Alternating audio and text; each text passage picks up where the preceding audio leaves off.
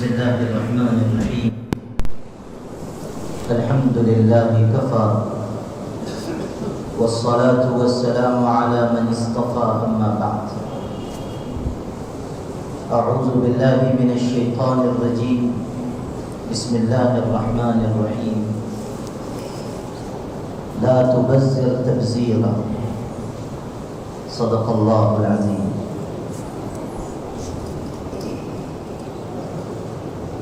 نکاح ایک انسانی ضرورت ہے،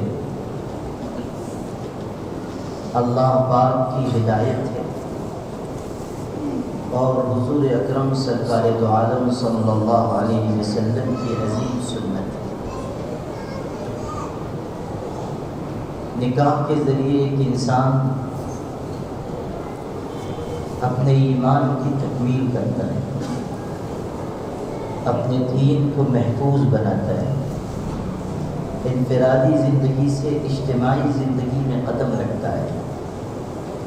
اب تک اکیلا تھا، اب نکاح ہوگا، پھر اللہ اولاد کی نعمت دے گا، ایک خاندان تشکیل پائے گا۔ اللہ تعالیٰ نے جو دین ہمیں عطا فرمایا ہے، جو شریعت ہمیں دی ہے، اس نے نکاح کی ترغیب دی۔ بے نکاحی زندگی اسلام میں پسندیدہ نہیں ہے۔ ایک صحابی ہیں عکاف ابن وداع، حضور صلی اللہ علیہ وسلم کی خدمت میں آئے۔ آپ نے ان سے پوچھا تم نے نکاح کیا ہے؟ انہوں نے کہا نہیں۔ تمہارے پاس کوئی باندی ہے؟ کہا نہیں۔ پھر آپ نے پوچھا تم جسمانی طور پر صحت مند ہو؟ انہوں نے کہا الحمدللہ۔ کچھ مال بھی ہے؟ کہا الحمدللہ۔ تب حضور صلی اللہ علیہ وسلم نے بہت سخت جملہ ان کے لیے کہا، ارشاد فرمایا انت اذن من اخوان الشیاطین، تب تو تم شیطان کے بھائی بن رہے ہو۔ جب تمہارے پاس مال بھی ہے، وسعت بھی ہے، صحت سلامتی ہے، تو پھر بے نکاحی زندگی کیوں گزارتے ہو؟ ارشاد فرمایا اگر تم عیسائیوں سے تعلق رکھتے ہو تو جاؤ ان سے جا کر مل جاؤ، اس لیے کہ بے نکاحی زندگی گزارنا، رہبانیت اختیار کرنا، یہ تو ان کا طریقہ ہے۔ وَإِن كُنتَ مِنَّا فَإِنَّ مِن سُنَّتِنَا النِّكَاحَ، اور اگر تم ہماری جماعت سے تعلق رکھتے ہو تو سمجھ لو کہ ہمارا طریقہ نکاح کا طریقہ ہے۔ یہ عفت و عصمت، طہارت اور پاکیزگی کا راستہ ہے۔ اسی لیے قرآن میں کہا وَلَقَدْ أَرْسَلْنَا رُسُلًا مِّن قَبْلِكَ وَجَعَلْنَا لَهُمْ أَزْوَاجًا وَذُرِّيَّةً، اے پیغمبر آپ سے پہلے ہم نے جتنے بھی نبی بھیجے ہیں سب کی بیویاں بھی تھیں اور اولاد بھی تھی۔ حضور صلی اللہ علیہ وسلم نے یہ نصیحت فرمائی کہ نکاح جلد کیا جائے، نکاح میں غیر ضروری تاخیر نہ کی جائے، جب جوڑ کا رشتہ مل جائے نکاح کر لیا جائے۔ سرپرستوں سے، خاندان کے بڑوں سے کہا گیا کہ وَأَنكِحُوا الْأَيَامَ مِنكُمْ وَالصَّالِحِينَ مِنْ عِبَادِكُمْ وَإِمَائِكُمْ، جو بے نکاح ہوں ان کے نکاح کرا دیا کرو۔ إِن يَكُونُوا فُقَرَاءَ يُغْنِهِمُ اللَّهُ مِنْ فَضْلِهِ، اگر وہ فقیر ہوں گے تو اللہ اپنے فضل سے ان کو مالدار کر دے گا۔ یہ جو ذہن ہے کہ بچہ کماتا نہیں ہے، یہ جب پیر پہ کھڑا ہو جائے گا تب شادی کریں گے، چاہے اس میں وہ بوڑھا ہی کیوں نہ ہو جائے۔ یہ جو ہمارا مزاج ہے کہ جب اولاد اتنے برس کی ہو جائے تب ہم نکاح کریں گے، غلط مزاج۔ جب جوڑ کا رشتہ مل جائے نکاح کر دیا جائے۔ اگر وہ غریب ہوں گے اللہ تعالیٰ ان کو مالداری عطا کرے گا۔ اسلام یہ بتاتا ہے رزق کے خزانے اللہ کے قبضے قدرت میں، دنیا کا کوئی انسان کسی کی روزی کا مالک نہیں ہے۔ مشرکین اپنی اولاد کو فقر و فاقہ کے ڈر سے قتل کر دیتے۔ قرآن میں کہا لا تقتلوا اولادکم خشیۃ املاق، اپنی اولاد کو فقر و فاقے، تنگ دستی کے ڈر سے قتل نہ کرو۔ روزی پہنچانے والی ذات ہماری ہے، تم کو بھی ہم روزی پہنچاتے ہیں، تمہاری اولاد کو بھی ہم روزی پہنچائیں۔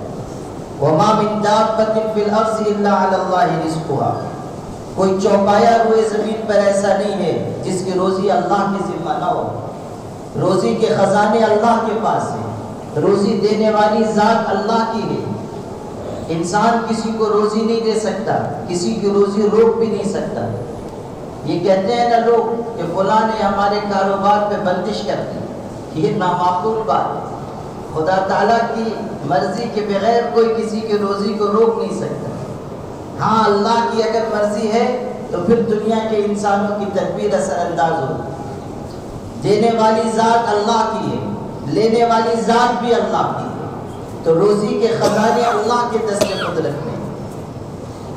نکاح ہوگا، اللہ اس کی برکت سے مالداری عطا کرے گا، خوشحالی عطا کرے گا۔ حضور صلی اللہ علیہ وسلم نے بتایا کہ نکاح کو آسان رکھو، ان من اعظم النکاح برکتا ایسرہ مولا، سب سے زیادہ برکت والا نکاح وہ ہے جس میں کم خرچ کیا جائے، سادگی کے ساتھ۔ میں عام طریقے پر یہ سادگی کا لفظ استعمال نہیں کرتا، وجہ اس کی یہ ہے کہ مسلمانوں میں بہت عقل مند لوگ ہیں، سقراط بقراط تو سب ہمارے ہی بھتیجے بھانجے تھے۔ مسلمان کرتا یہ ہے کہ وہ 40-50 لاکھ خرچ کرنے کے بعد بھی کہتا ہے کہ حضرت بڑی سادگی سے میں نے شادی کروائی ہے اپنے بیٹے کی بیٹی کی، اس لیے کہ میری حیثیت تو 1 کروڑ خرچ کرنی تھی، تو میں نے آدھا خرچ کیا تو وہ سادگی میں نکاح کروایا۔ اور ایک غریب بیچارہ وہ 50,000 روپے خرچ کر کے بھی مقروض ہو جاتا ہے۔ سادگی کا لفظ خطرناک ہے۔ میرے والد صاحب کہتے تھے کہ جنگل میں ایک اونٹ کی اور ایک گیدڑ کی دوستی ہو گئی۔ گیدڑ کتے کے برابر ہوتا ہے اور اونٹ تو آپ سب لوگ جانتے ہیں۔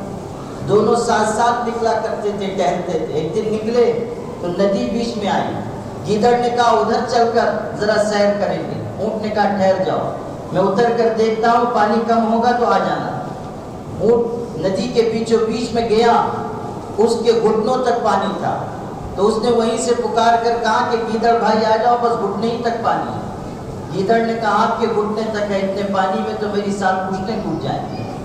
تو امیر جس چیز کو سادگی کہتا ہے اس میں تو غریبوں کی 7 پشتیں ٹوٹ جائیں گی۔ لاکھوں لاکھ روپے خرچ کرنے کے بعد امیر کہہ دے گا کہ میں نے تو اپنی حیثیت سے بہت کم خرچ کیا ہے۔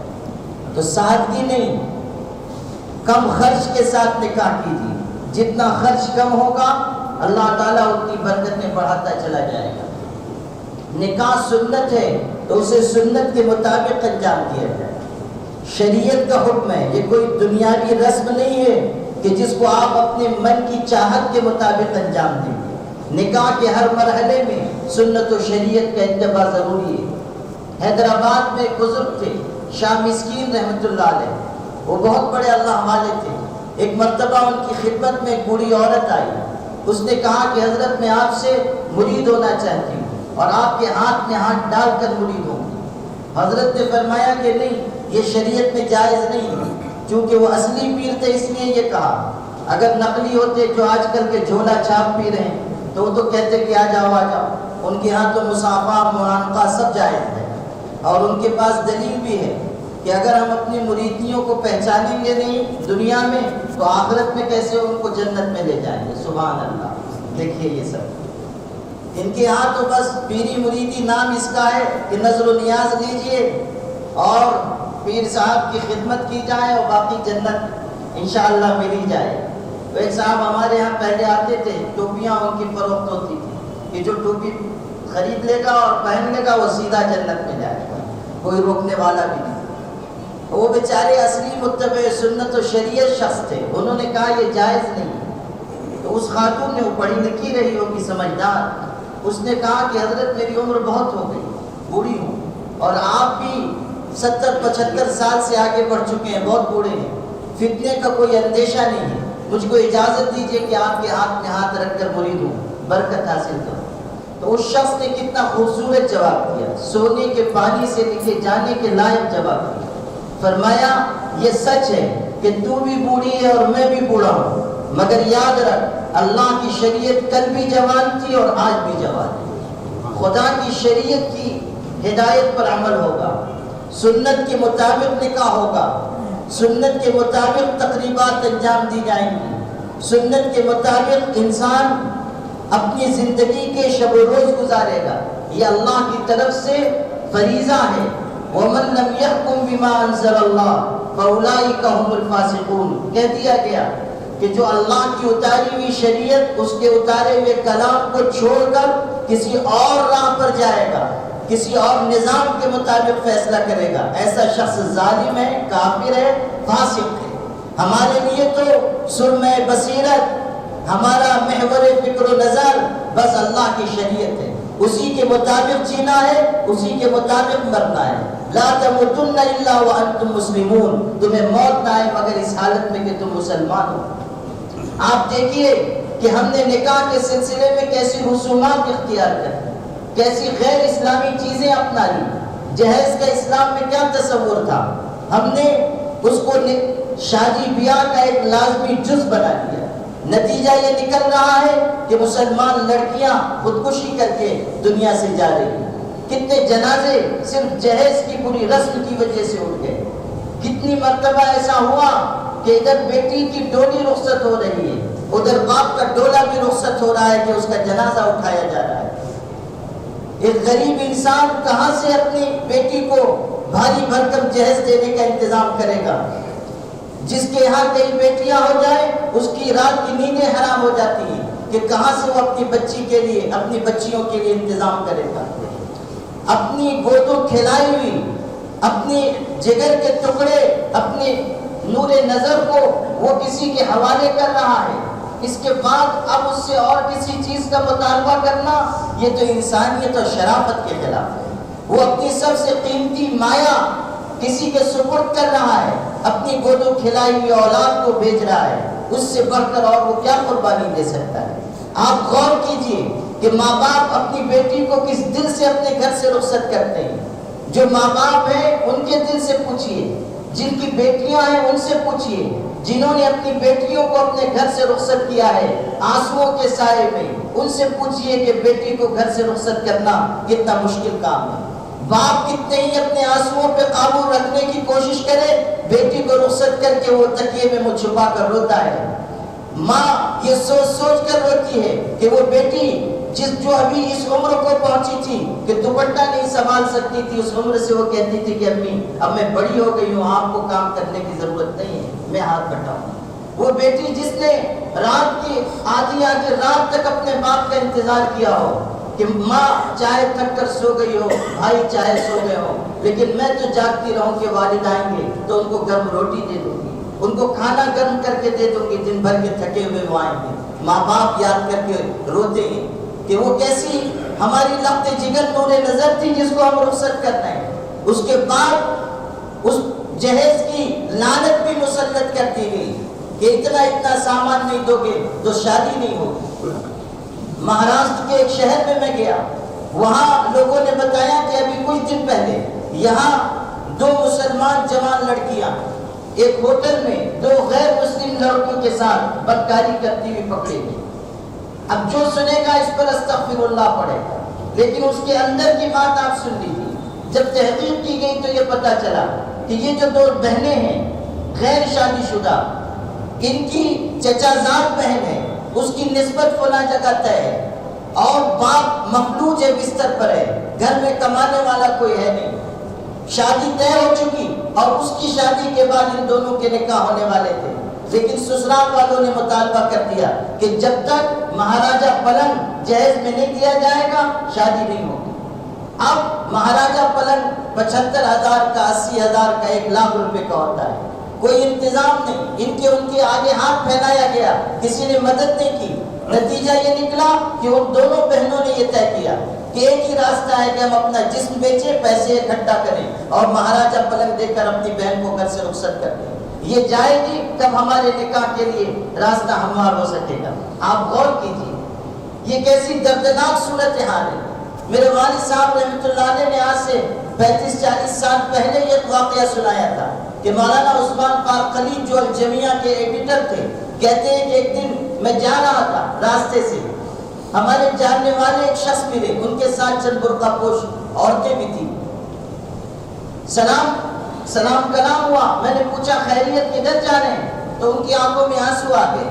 میں نے سمجھا شاید کوئی حادثہ پیش آ گیا. پوچھا کیا بات ہے؟ تو کہنے لگے کہ یہ جو برقع پوش عورتیں ہیں ان میں سے میری 3 بیٹیاں ہیں, جہیز کا انتظام نہیں ہے, میں غریب آدمی ہوں, میں نے بہت کوشش کی, کوئی انتظام نہیں ہو سکا, لیکن اب مجبور ہو کر میں جا رہا ہوں عیسائیوں کے ہاں کہ میں اور میری بیٹیاں عیسائی ہو جائیں گی کہ وہ ہمارے لیے نکاح کا انتظام کر دیں گے.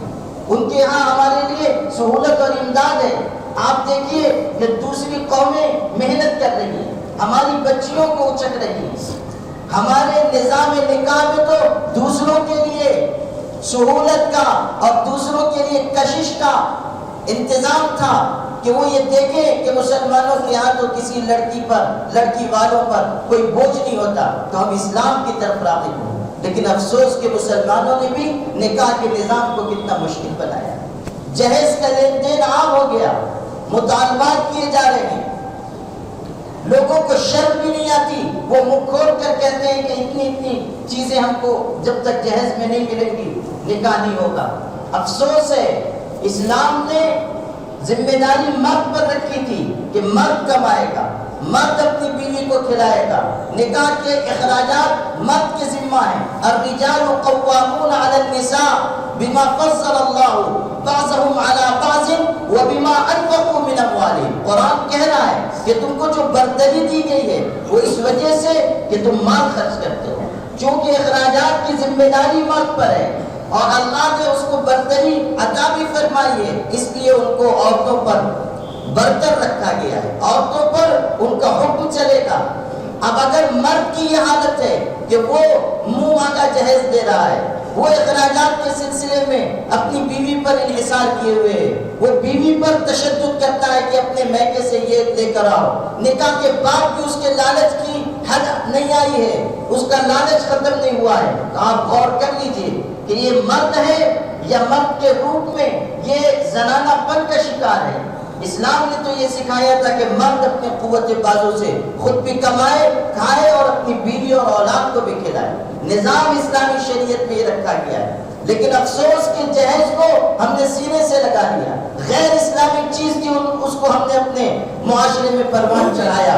یضع عنہم اصرہم والاغلال التي كانت علیہم. قرآن میں کہا گیا کہ پیغمبر بھیجے جا رہے ہیں تاکہ یہ ان بیڑیوں اور زنجیروں کو کاٹ دیں جو تمہارے اوپر ہیں. حضور صلی اللہ علیہ وسلم دنیا میں تشریف لائے تھے تاکہ آپ ایک صاف شفاف نظام انسانیت کو عطا فرمائیں. آپ تشریف لائے تھے تاکہ رسوم و رواج سے پاک ایک اسلامی معاشرہ تشکیل دیں. آپ دنیا میں آئے تھے تاکہ انسانوں پر جو رسوم و رواج کا بوجھ ہے اس کو آپ ہٹا دیں, اور آپ نے دنیا میں تشریف لا کر یہ گراں قدر خدمت انجام دی. آپ کی دنیا میں تشریف آوری انقلاب عظیم کا سبب ثابت ہوئی. آپ نے ساری انسانیت کو بتایا کہ شرافت کیا ہے, مروت کیا ہے, سلیقے کے ساتھ زندگی کیسے گزاری جائے گی, حق کیسے ادا کیا جائے گا, بیٹیوں کا کیسے احترام ہوگا, نکاح کا نظام کس طرح برپا کیا جائے گا. ایک صاف ستھری شریعت آپ نے عطا فرمائی, اور جانے سے پہلے, دنیا سے رخصت ہونے سے پہلے آپ نے اعلان کر دیا کہ میں تم کو ایک صاف ستھری شریعت پر چھوڑ کر جا رہا ہوں, اسی کے اوپر تم قائم رہنا, اسی شریعت کو سینے سے لگائے رکھنا. لیکن افسوس کہ ہم نے شریعت کے احکامات کو ایک طرف رکھا, اپنے من کی چاہتوں کو دوسری طرف رکھا, ہم نے شریعت کے احکامات کو نظر انداز کیا, اپنے من کے ارمان اور تمناؤں کو ہم نے پہلا نمبر دے دیا, نفس کی چاہتوں کو اپنا معبود ہم نے بنا لیا. ارائیت من اتخذ الہہ ہوا واضلہ اللہ علی علم. قرآن کہتا ہے کیا تم اس شخص کو نہیں دیکھتے ہو جس نے اپنے نفس کی چاہتوں کو اپنا معبود بنا لیا اور اللہ نے اس کو علم کے باوجود گمراہ کر دیا. جو نفس کی چاہتوں کے مطابق زندگی گزارے گا, جو شریعت کے احکامات کو پیروں تلے رودے گا, جو جہیز کے نظام کو اسلامی معاشرے میں عام کرنے کی کوشش کرے گا, جو غیر ضروری رسوم و رواج کو اپنائے گا, جو صاف ستھری شریعت کو چھوڑ کر گندے جذبات اور ارمان کے پیچھے چلے گا, ایسے شخص کے لیے نہ اس دنیا میں کوئی عزت ہے نہ آخرت میں اس کے لیے نجات ہے۔ آپ دیکھیے کہ رسوم و رواج کی کیسے نتائج نکل رہے ہیں۔ ابھی احمد آباد کی عائشہ نامی خاتون نے خودکشی کر لی۔ آپ سنیے کہ مرنے سے پہلے وہ کیسی گفتگو کر کے گئی ہے۔ انسان اپنے آنسوؤں پر قابو نہ پا سکے۔ اس کا باپ بیچارہ کہتا پھر رہا ہے کہ میری عائشہ تو دنیا سے چلی گئی لیکن دوسری عائشہوں کو بچانے کی فکر کیجئے، میری عائشہ اب کبھی واپس نہیں آئے گی۔ ایک باپ کا درد اس کے دل سے پوچھئے، ایک باپ کا درد وہی خود جانتا ہے۔ آپ پوچھئے کہ اس کا دل کتنا غمزدہ اور رنجیدہ ہے۔ وہ کہہ رہا ہے کہ میری عائشہ چلی گئی، اب وہ کبھی لوٹ کر آنے والی نہیں ہے، لیکن امت میں بہت سی عائشائیں ہیں جن کو بچایا جا سکتا ہے۔ ان کو بچانے کے لیے آپ آگے آئیں، ان کی حفاظت اور حمایت کے لیے آپ آگے آئیں، جہیز کی لعنت کو ختم کرنے کے لیے آپ آگے آئیں، رسوم و رواج کو ختم کرنے کے لیے آگے آئیں، سادہ اور آسان نکاح کو عام کریں، سادہ اور آسان نکاح کی ایک مہم پورے معاشرے میں چلائی جائے تاکہ یہ نظام صاف ستھرا ہو سکے۔ میرے بھائیوں، یہ وقت کی ضرورت ہے کہ ہم اسلامی شریعت کی طرف لوٹیں۔ صرف مسجد میں نماز پڑھ لینے سے بات نہیں بنے گی، ہمیں اللہ کی شریعت کا مکمل طریقے سے پابند ہونا ہوگا۔ یا ایھا الذین آمنوا ادخلوا فی السلم کافہ، اے ایمان والو اسلام میں پورے کے پورے داخل ہو جاؤ۔ یہ نہ ہو کہ عبادت کا دین لے لو معاملات کا دین چھوڑ دو، یہ نہ ہو کہ معاملات کو لے لو اخلاق اور معاشرت کو چھوڑ دو۔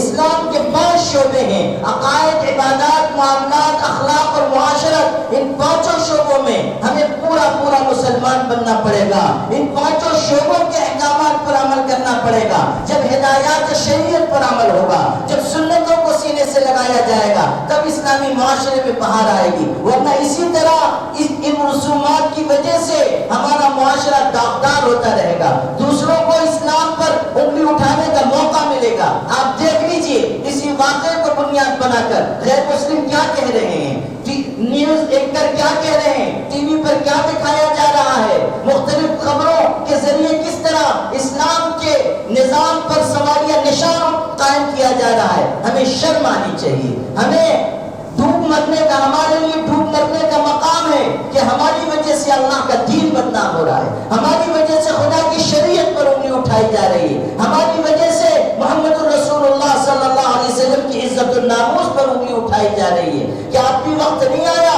کہ ہم اللہ کے دین کی طرف لوٹ جائیں؟ کیا اب بھی وقت نہیں آیا کہ ہم لالچ کو، دنیا کی محبت کو اور مال کی چاہت کو اپنے دل سے نکالیں، صاف ستھری زندگی گزاریں تاکہ دنیا میں بھی عزت پائیں اور آخرت میں بھی نجات و مغفرت حاصل کر سکیں۔ وآخر دعوانا الحمدللہ رب العالمین۔